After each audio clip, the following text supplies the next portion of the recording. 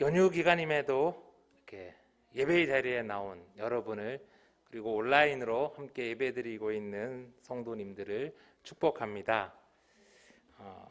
제가 그로잉 EOE 우리가 준비하고 있는 그 전인적 어린이 양육 프로그램 그 준비 때문에 오랜만에 맘카페를 한번 둘러봤어요. 그러다가 깜짝 놀랄 제목의 글을 보았습니다. 어떤 분이 올리셨는데요. 설날에 각자 집으로 따로따로 가는 분 계세요? 라는 글이었어요. 제목도 좀 파격적이었는데 이어지는 댓글들도 재밌었습니다. 저도 따로 가요. 좋을 것 같아요. 대박, 완전 좋은 방법이네요. 제발 그렇게 좀 해봤으면 소원이 없겠어요. 이런 반응들이 이어지더라고요. 여러분들은 어떻게 생각하십니까? 혹시 코비드 디볼스라는 말을 들어보셨어요? 코로나19로 서구권 국가들에서 이혼율이 급증하고 있다고 합니다. 이동 제한 조치랑 그 재택 근무의 확대로 집에서 보내는 시간이 많아지니까 부부간 갈등이 이제 증가하는데요. 코로나와 이혼, 디볼스, 그러니까 합쳐져서 생긴 신조, 코비드 디볼스라고 합니다. 그런데요, 우리나라는 이 통계가 달랐어요. 코로나 이후로 오히려 이혼율이 감소하고 있다는 놀라운 통계가 발표돼서 눈길을 끌었습니다. 지난달 통계청 2021년 사회조사 결과에 따르면요, 작년 이혼이 10만 6,500건으로 코로나 이전 2019년에 11만 800건에 비해서 약 4,300건, 4.3% 줄었어요. 특히 21년 10월의 경우에는요, 이혼이 7,703건으로 전년 대비 18% 가까이나 줄어듭니다. 서구의 다른 나라들은 이 코로나로 인해서 이혼이 막 늘었는데요. 우리나라의 경우에는 이혼율이 감소하는 그 이유가 뭘까요? 그림을 하나 보여드릴게요. 이 그림에 나타나듯이 한국인이 가장 이혼을 많이 하는 때가 바로 명절 후라고 합니다. 2018년 2월에 7,724건이었던 이혼 수가 이제 설 명절 이후인 3월에는 9,117건으로 9월엔 7,826건이 10월 추석 후엔 1만 548건으로 증가해요. 2019년에도 2월에 8,204건이던 이혼 수가 3월에 9,071건으로, 역시 9월에 9,010건이 10월에 9,859건으로 오릅니다.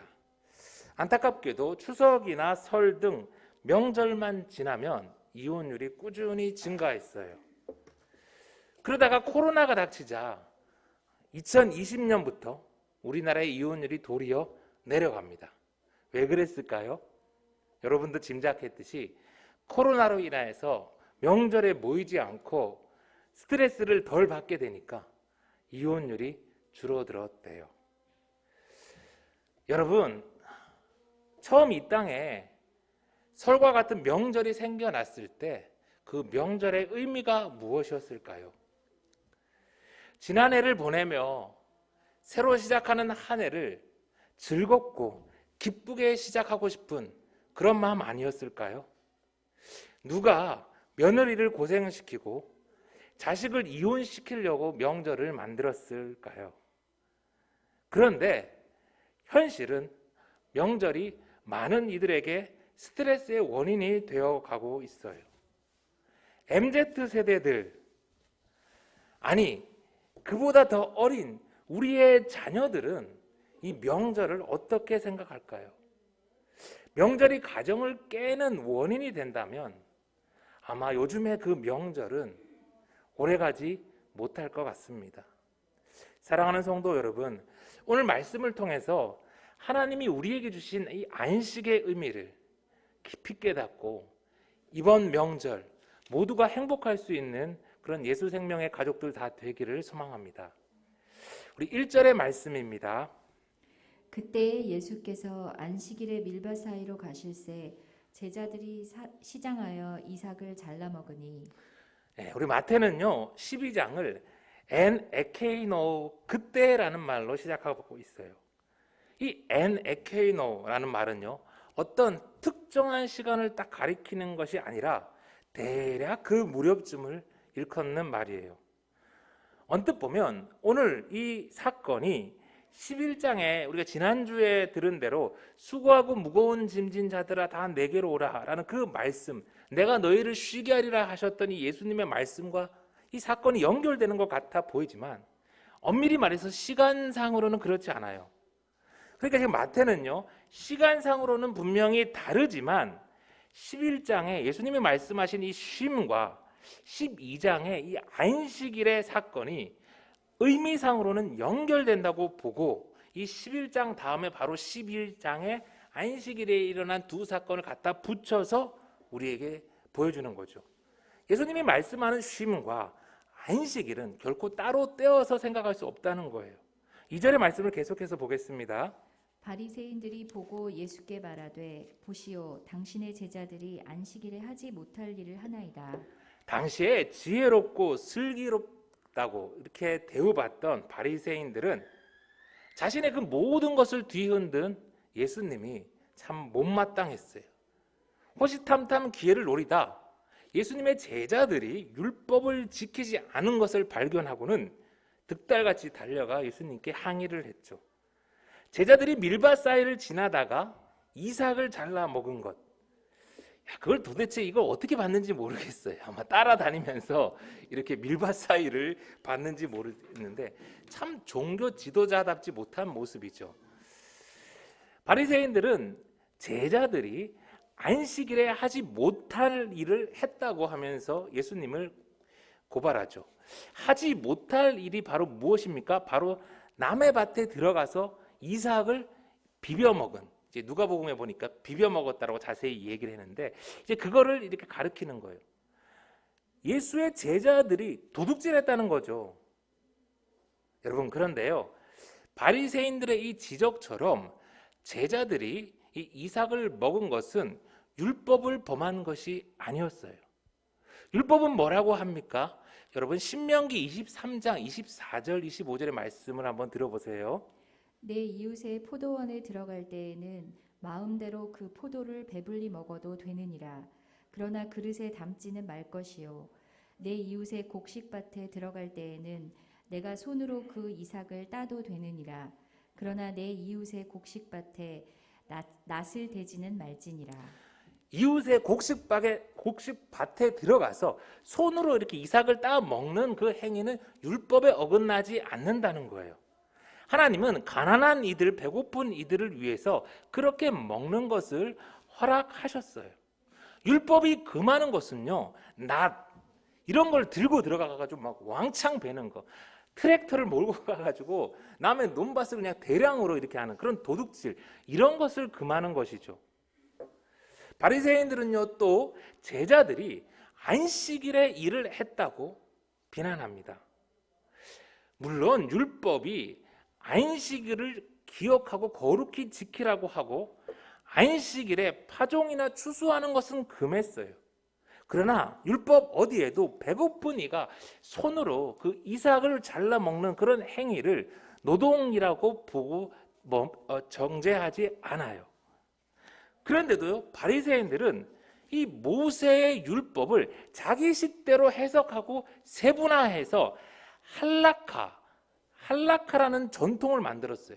그리고는 안식일에 39가지나 되는 노동을 하지 못하도록 자기들이 멋대로 규정했어요. 바리새인들이 제자들이 율법을 어겼다고 주장하는 건 어디까지나 자기들이 만든 전통, 할라카를 어겼다는 것이지 하나님이 주신 그 율법을 어긴 것은 아니었어요.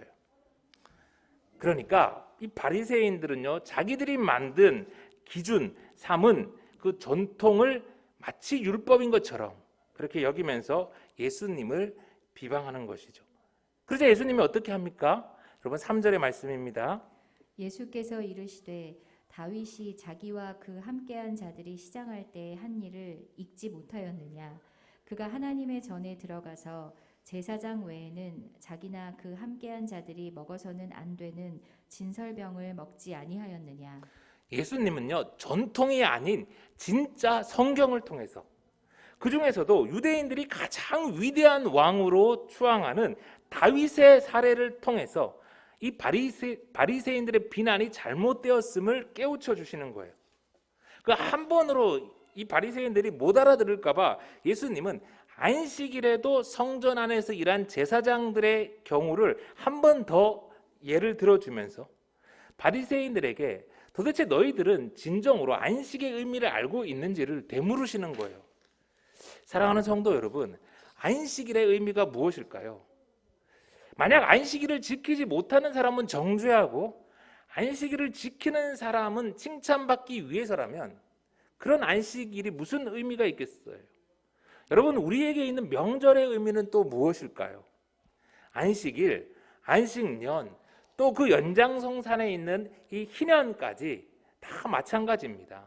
하나님은 말 못하는 땅과 또 거기서 끊임없이 수고하고 일해야 되는 인간들을 위해서 그 고통을 좀 덜어주시려고, 조금이라도 좀 쉴 수 있도록 하시려고 하나님이 안식일을 만드신 거죠.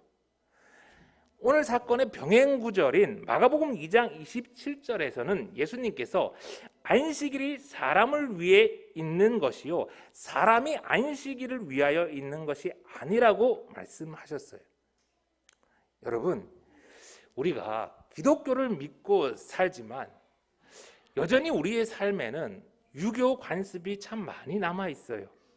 그러다 보니까 기독교인이지만 나도 모르게 그 유교적 관습에 젖어 있고 율법에 매여 있는 바리새인들처럼 살아가기가 너무 쉬워요. 다시 설 명절이 시작되었습니다.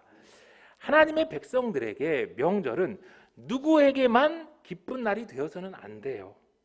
누구만 안식하는 날이 되어서도 안 돼요. 그건 우리에게 명절을 주신 하나님의 뜻이 아니죠. 바리새인들처럼 전통을 내세워서 누군가를 정죄하는 게 아니라 서로를 이해하며 서로에게 쉼을 줄 수 있는 그런 명절이 다 될 수 있기를 간절히 소망합니다. 하나님이 우리에게 주신 명절이 하나님이 우리에게 또 주신 귀한 가정을 깨트리고 아프게 하는 일이 아무도 없길 간절히 소망해요. 그럼 여러분, 예수님은 우리가 안식일을 어떻게 보내기를 원하실까요? 성전보다 더 크신 예수님이 이어서 말씀을 하십니다. 7절의 말씀, 나는 자비를 원하고 제사를 원하지 아니하노라 하신 뜻을 너희가 알았더라면 무죄한 자를 정죄하지 아니하였으리라. 인자는 안식일의 주인이니라 하시니라. 안식일을 위해서 안식일을 보낼 것이 아니라 안식일의 주인인 예수님의 뜻대로 안식일을 지키라면서 예수님은 호세아 6장 6절의 말씀을 인용하셔요. 나는 인애를 원하고 제사를 원하지 아니하며. 예수님이 안식일에 우리에게 바라신 것은 인애, 자비라고 번역되어 있는 헤세드였어요. 여러분, 룻기 1장 설교할 때 말씀드렸던 헤세드 기억나시나요? 못 들으신 분은 유튜브에 가서 한번 꼭 다시 들어보세요. 구약 성경 이 전체를 통해서 하나님이 하나님의 백성들에게 보이신 긍휼하심, 인자하심, 바로 그 헤세드를 예수님이 우리에게 안식일에 행하라고 말씀하시는 거예요. 여러분, 이제 이어지는 9절부터의 사건은요, 이 같은 사건을 다루는 누가복음 6장 6절에 보면 이어지는 시간이 아니라 또 다른 안식일에 일어난 사건이에요. 그런데 마태는요, 예수님이 진정 안식일의 주인인 것을, 그리고 예수님이 이 안식일에 헤세드를 실천하는 모습을 분명하게 보여주기 위해서 또 다른 안식일에 일어난 이 사건을 바로 이어서 9절과 10절에 이어서 우리에게 보여주고 있어요. 9절 10절입니다. 거기에서 떠나 그들의 회당에 들어가시니 한쪽 손 마른 사람이 있는지라. 사람들이 예수를 고발하려 하여 물어 이르되 안식일에 병 고치는 것이 옳으니이까? 예수님은 분명 또 다른 안식일에, 안식일 문제로 예수님을 트집 잡는 이 바리새인들의 본거지인 회당에 들어가셨어요. 회당에 들어갔더니 마침 거기에 손 마른 사람이 있었지요. 아쉽게도 우리 개역 개정 성경에는 아무런 말이 없지만 헬라어 원문을 보니까 10절 역시 카이이두라는 말로 시작해요. 그런데 보라라는 것이죠. 다행히 공동 번역에는 거기에 마침이라고, 또 새번역 성경에는 그런데 거기에라는 번역이 들어있어서 다행이에요. 여러분, 지금 마태는요, 바리새인들의 본거지인 회당에 안식일날 쳐들어간 이 예수님이 무엇을 하시는지 우리에게 주목해 보라는 것이죠. 거기서 무슨 일이 일어납니까? 당시 유대인들은 생명의 위협을 받는 병자를 응급 치료하는 경우를 제외하고는 안식일에 병을 고치는 것을 노동으로 간주해서 엄격히 금했어요. 그러니까 지금 바리새인들은요, 이 자신들의 본거지인 회당에 일부러 손 마른 사람을 데려다 놓고는 예수님이 고치나 안 고치나를 지금 보고 함정에 빠뜨리려고 하는 거예요. 그럼 바리새인들의 이 시커먼 속을 예수님이 모를 리 있었겠어요? 그런데 다 아시면서도 예수님은 자기를 고발하기 위해 함정을 파놓은 그곳으로 예수님은 들어가셔서 또 거기서 그를 고쳐주십니다. 그런데요, 여러분, 예수님도 딱 보면 이 손 마른 자가 응급 환자가 아닌 것을 아시잖아요. 그러면 문제가 되지 않도록 예수님이 다음 날 안식일이 끝나고 이 환자를 고쳐주셔도 되잖아요. 그런데 예수님은 이것이 함정인지를 뻔히 알면서도 안식일에 바리새인들 그 눈앞에서 손 마른 자를 고쳐주십니다. 왜 그러셨을까요? 여러분, 사람은요, 자기가 아프지 않으면 그 환자 보고 내일 병원 가라고 해요. 자기가 아프면요, 당장 119 부르라고 응급실 가자고 합니다. 사람들은 그 손 마른 자의 아픔과 불편함을 먼 산 보듯 한 거예요. 내 아픔이 아니니까. 그러나 예수님은 그의 아픔을, 그의 불편함을 내 아픔으로, 내 불편함으로 여기셨어요. 이게 헤세드, 우리 예수님의 마음이에요. 여러분, 11절, 12절 계속해서 들어보세요. 예수께서 이르시되 너희 중에 어떤 사람이 양 한 마리가 있어 안식일에 구덩이에 빠졌으면 끌어내지 않겠느냐? 사람이 양보다 얼마나 더 귀하냐? 그러므로 안식일에 선을 행하는 것이 옳으니라 하시고. 양 한 마리도 구덩이에 빠졌으면 건지거늘 하물며 사람이 양보다 얼마나 더 귀하냐? 그러니 오늘이 안식이라도 선을, 헤세드를 행하라는 것이죠. 그리고 예수님은 호랑이 굴에 들어가서 호랑이를 그냥 잡으셨어요. 회당에서, 그것도 안식일에 능력을 행함으로 예수님은 자신이 안식일의 주인이심을, 그리고 안식일에 선을 행하는 것이 옳음을 온 세상에 보이셨어요. 13절입니다. 이에 그 사람에게 이르시되 손을 내밀라 하시니 그가 내밀매 다른 손과 같이 회복되어 성하더라.